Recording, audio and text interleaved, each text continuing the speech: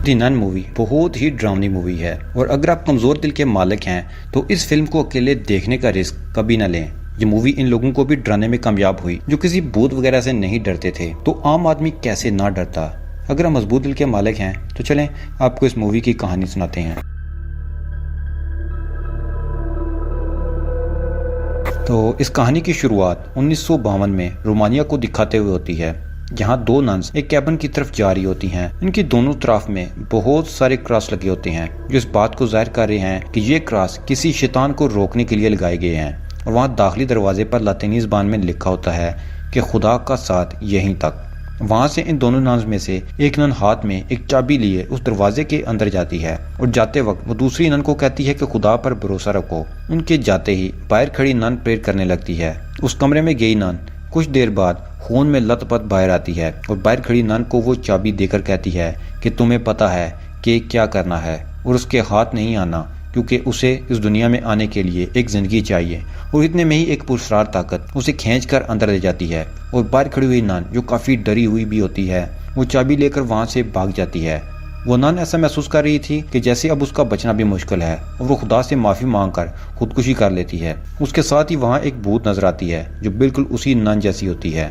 अगली सुबह एक लड़के को दिखाया जाता है जिसका नाम फ्रेंची होता है, जो नन्स को खाने पीने का सामान फराहम करता था। और वहाँ से उसी नन की लटकी हुई डेड बॉडी मिलती है जिसने सुसाइड किया था, जिसे अब कौवे नोच नोच कर खा रहे होते हैं। उसके बाद अगले सीन में हम वेटिकन सिटी को देखते हैं जहाँ फादर बर्ग नजर आता है। देखो दूसरे फादर से कुछ डिस्कस कर रहे होते हैं। वो डिस्कस कर रहे होते हैं कि रोमानिया में एक नन ने खुदकुशी की है, इसलिए इस बात की इन्वेस्टिगेशन के लिए उन्हें वहां जाना होगा। इन्वेस्टिगेशन में उनके साथ सिस्टर एरिन को भी सिलेक्ट किया जाता है। सिस्टर एरिन ने अभी तक सिस्टर होने की ओथ नहीं ली थी। फादर बर्ग और सिस्टर एरिन अगले दिन रोमानिया के लिए निकल जाते हैं। वहाँ पहुंचकर वो इस फूड सप्लायर फ्रेंची से मिलते हैं। उन्हें बताता है कि गाँव के लोग तो नन्स हाउस में जाने से भी डरते थे, यहाँ तक कि वो खुद भी 3 महीनों में एक दफा जाता है। वो राशन पहुंचाकर वापस आ जाता है। पहले तो फ्रेंची इन लोगों के साथ वहां जाने से इनकार कर देता है, लेकिन फिर फादर के इंसिस्ट करने पर वो उनके साथ जाने के लिए तैयार हो जाता है। फ्रेंची इन लोगों को नन्स के उस आइस रूम में लेकर जाता है जहां उसने नन की डेड बॉडी को रखा था। फ्रेंची नन की डेड बॉडी को सिटिंग पोजीशन में देखकर घबरा जाता है और वो फादर बर्ग को बताता है कि मैंने नन की डेड बॉडी लिटाकर यहाँ रखी थी, इस पोजीशन में ही रखा था जो हमें नजर आ रही है। फादर को उस डेड बॉडी के हाथ में वो चाबी मिलती है और इस चाबी को अपने पास रख लेते हैं। जैसे ही वो इस चाबी को अपने पास रखते हैं, पास ही दरवाजे पर कोई वास करता है। फ्रेंची उन्हें बताता है कि ये वही डोर है जहाँ से नन्स अपनी सप्लाईज लेकर जाती हैं ताकि उन्हें घर से बाहर एक कदम भी न रखना पड़े। फादर इस नन की आखिरी रसूमात पूरी तरह अदा करके दफना देते हैं। इसी दौरान पास ही एक दूसरी कब्र पर लगी घंटी बजने लगती है। दोस्तों इस घंटी के लगाने का मकसद ये होता है कि अगर किसी इंसान को मुर्दा समझकर दफना दिया जाए तो अगर दफनाने के बाद वो होश में आ जाए तो वो घंटी बजाकर बता सकता है कि मैं अभी जिंदा हूँ, मुझे बाहर निकालो। फ्रेंची इनको नन हाउस के मेन गेट पर लेकर जाता है जहां उसे इस नन की डेड बॉडी मिलती है। इसी दौरान फादर को विंडो में एक नन नजर आती है। जब फादर आगे कदम बढ़ाते हैं तो वो तीनों चीज को देखकर हैरान हो जाते हैं कि इस नन का ब्लड अभी तक फ्रेश है, हालांकि इस वाकये को हुए 2 हफ्ते गुजर चुके हैं। इसके बाद वो तीनों एक चर्च में जाते हैं। वहाँ उन्हें एक नन मिलती है। इस नन का पूरा चेहरा कवर था, लेकिन उसकी आवाज काफी भयानक थी। वो नन फादर और सिस्टर दोनों को वहाँ से जाने का कहती है, जिसके जवाब में फादर उसे बताते हैं कि अगर वो यहाँ से चले गए तो वेटिकन चर्च वाले मेरी जगह किसी न किसी और को यहाँ भेज देंगे। तो नन उन्हें पास ही एक घर में रुकने का कहती है, क्योंकि अब शाम हो गई है जो उनकी प्रेयर का टाइम है और सारे दरवाजे भी बंद हो जाएंगे, इसलिए वो उन्हें कल आने का कहती है। तब फादर फ्रेंची को वापस जाने का कहते हैं और साथ में ये भी कहते हैं कि वो कुछ दिन बाद यहाँ जरूर आए। जब तक वो वापस आएगा ये दोनों भी अपनी इन्वेस्टिगेशन मुकम्मल कर लेंगे। फ्रेंची को वापस जाते हुए बाहर एक नन का साया नजर आता है। तभी एक ड्रोनी नन उस पर हमला कर देती है, लेकिन वो किसी तरह से उस नन से अपनी जान बचाकर भाग जाता है। दूसरी तरफ फादर और सिस्टर किसी बात पर डिस्कशन करते दिखाई देते हैं। सिस्टर एरिन फादर को बताती है कि उसे बचपन में अजीब और गरीब किस्म के विजन नजर आया करते थे, लेकिन हर विजन के बाद उनके जहन में एक ही बात आया करती थी कि मदर मैरी उसे रास्ता दिखाएंगी और बचपन में वेटिकन ने उनकी मदद की थी, इसलिए उसे यहाँ भेजा गया। फादर भी उसे अपने 20 साल पुराने एक वाकया के बारे में बताते हैं और वो वाकया फ्रांस में हुआ था। वो बताते हैं कि वो एक बच्चे का एक्सॉर्सिज्म कर रहे थे। एक्सॉर्सिज्म के दौरान वो बच्चा काफी इंजर्ड हो गया था, लेकिन अफसोस की बात है कि कुछ दिन बाद उस बच्चे की मौत हो गई। उसकी मौत से फादर काफी दुखी थे और फादर उसकी मौत का जिम्मेदार खुद को समझने लगे। अगली रात एक ट्रांजिस्टर खुद ब खुद बजने लगता है, जिसकी आवाज उनका फादर जाग जाते हैं। जब वो उठकर देखते हैं तो उन्हें एक छोटे बच्चे का साया नजर आता है। ये इतनी ही एज का बच्चा था जितनी उम्र के बच्चे का उन्होंने एक्सॉर्सिज्म किया था। इस बच्चे का पीछा करते करते वो नन्स हाउस से बाहर आ जाते हैं। वहां जाकर जब वो उस बच्चे को देखते हैं तो उन्हें पता चलता है कि ये बच्चा वही है जिसका उन्होंने एक्सॉर्सिज्म किया था, लेकिन अब वो शैतान बन गया है। उसी वक्त उस बच्चे के मुंह से एक सांप निकलता है जो फादर पर अटैक कर देता है। फादर काफी घबरा जाते हैं और पीछे पड़े हुए एक खाली कोफन में गिर जाते हैं, जिसका दरवाजा अपने आप बंद हो जाता है और वो जिंदा ही उसमें दफन हो जाते हैं। वो कब्र के अंदर से लगी घंटी को बार बार बजाते हैं। दूसरी तरफ हवा के झोंके की वजह से सिस्टर की आंख खुल जाती है। सिस्टर को हल्की हल्की प्रेयर की आवाजें भी सुनाई देती हैं। सिस्टर एरिन इन आवाजों को सुनकर आगे बढ़ती हैं तो वो देखती हैं कि एक नन उनका पीछा कर रही है। सिस्टर चर्च के इस हिस्से में पहुंच जाती हैं जिधर से वो आवाजें आ रही थी। वो देखती है कि काफी सारी नन्स वहां मौजूद हैं जो इस वक्त प्रेयर्स कर रही हैं। उन्हें एक साया नजर आता है जो आहिस्ता आहिस्ता नीचे आते हुए उनके पीछे लगे हुए शीशे में उतर आता है और वो डेमन नन सिस्टर पर हमला कर देती है, जिससे फौरन वो शीशा टूट जाता है। सिस्टर एरिन वहां से भागकर बाहर कब्रिस्तान में आ जाती है, जहाँ उन्हें फादर बर्ग के चिल्लाने और उस घंटी की आवाज सुनाई देती है और एक एक करके सारी कब्रों की घंटियां बजना शुरू हो जाती हैं। लेकिन सिस्टर अपने विजन से ये पता लगा लेती है कि फादर किस कब्र में है। जब सिस्टर फादर को बाहर निकालने के लिए कब्र खोद रही होती है तो कब्र के अंदर एक भूत फादर पर हमला कर देता है। इससे पहले कि भूत फादर की जान लेता, ठीक वक्त पर सिस्टर फादर को बाहर निकाल लेती है। इसी कब्र में फादर को कुछ किताबें मिलती हैं जिन्हें वो साथ ले लेते हैं। अगली सुबह वो दोनों नन्स हाउस में जाते हैं। फादर बर्ग मदर सुपीरियर को काफी आवाजें लगाते हैं मगर उन्हें कोई जवाब नहीं मिलता और आगे का दरवाजा खुद ब खुद खुल जाता है। फादर सिस्टर को वही चाबी देते हैं जो उन्हें मरी हुई नन से ली थी और फादर अंदर जाने से पहले उसे बताते हैं कि उन्हें पता लगाना है कि ये चाबी आखिर कहाँ की है। सिस्टर एरिन जब नन हाउस में जाती हैं तो उन्हें वहाँ एक नन नजर आती है। उन्हें काफी आवाजें लगाती है लेकिन वो नन उन्हें इग्नोर करके आगे बढ़ जाती है। उसका पीछा करते हुए सिस्टर एक चर्च में चली जाती हैं जहाँ क्रॉस के आगे एक नन प्रेयर कर रही होती है। सिस्टर एरिन इस नन को बुलाती हैं। इससे पहले कि उनकी प्रेयर डिस्टर्ब हो, एक और नन आकर सिस्टर को वहां से ले जाती है। वो नन सिस्टर एरिन को बताती है कि इस चर्च में वो काफ़ी अरसे से प्रेयर कर रही हैं और हर नन की शिफ्ट होती है और हर कोई अपनी शिफ्ट में आकर प्रेयर करता है। वो दोनों वहां से चली जाती हैं। वो फ्रेंची एक बार में ड्रिंक कर रहा होता है।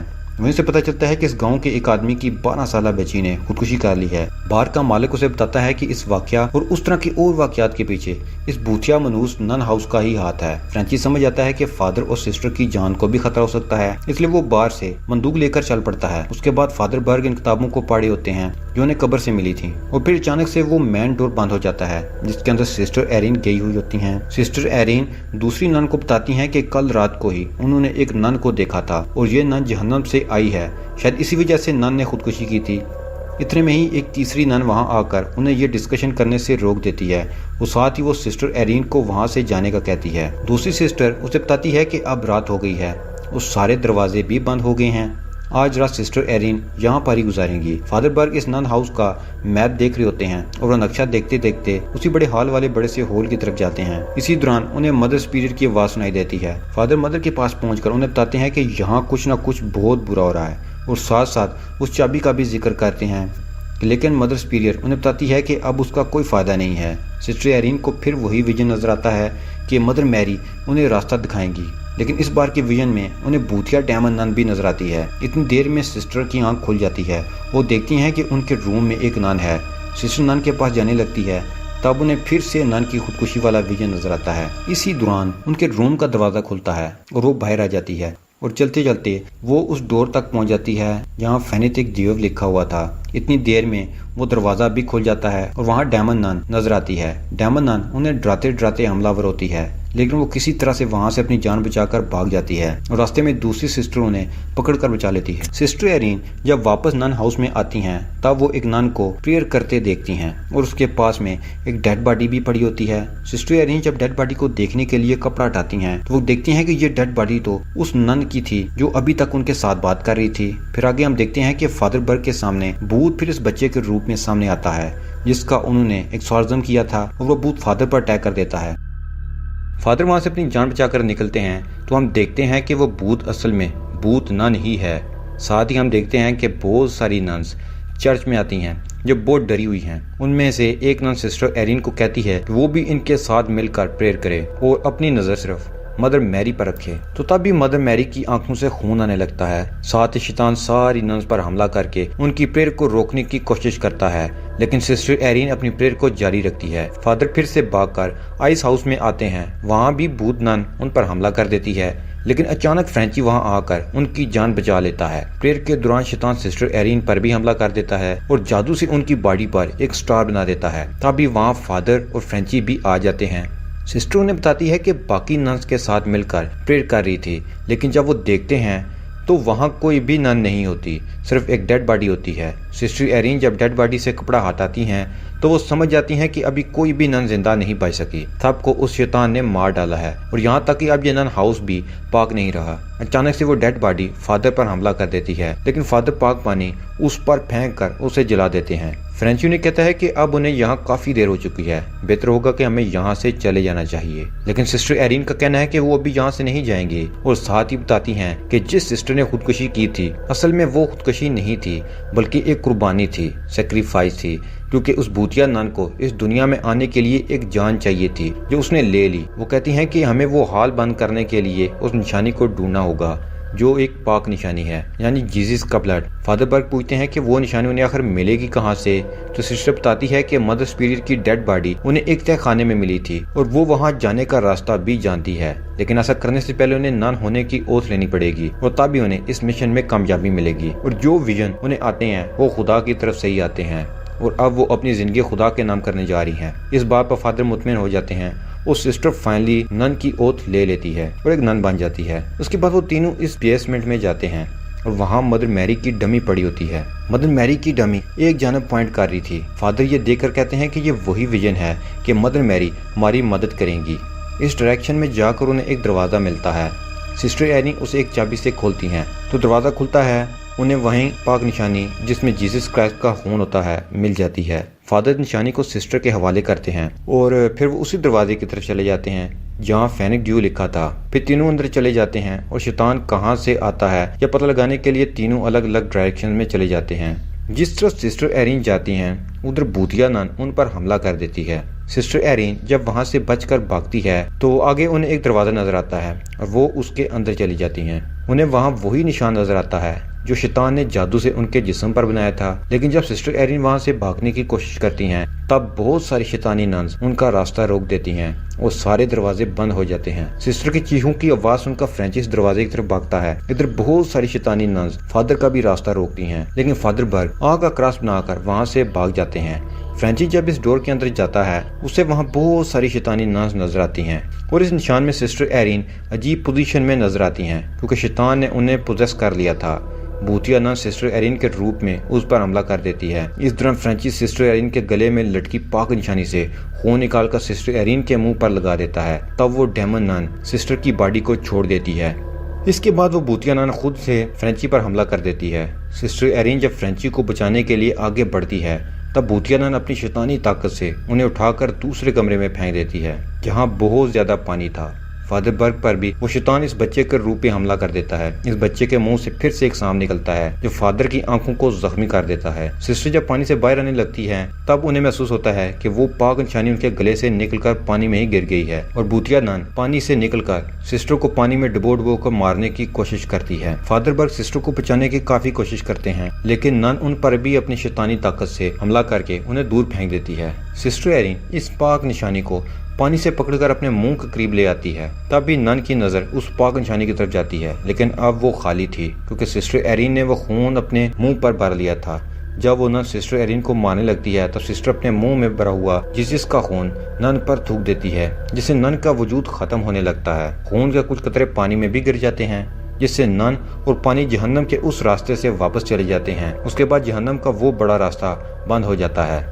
अगली सुबह जब वो नन हाउस को छोड़कर वापस जाने लगते हैं तब सिस्टर एरिन वहाँ आखिरी प्रेयर करती हैं। वो फ्रेंची को बताती हैं कि अब ये जगह बिल्कुल पाक हो गई है। तब दिखता है कि फ्रेंची के गर्दन के पीछे उल्टे क्रॉस का निशान बना होता है, जिससे हमें पता चलता है कि भूतिया नन ने अपना कुछ कंटेंट फ्रेंची के अंदर डाल दिया है और फ्रेंची पोजेस हो चुका है। और यहीं पर यह मूवी एंड हो जाती है।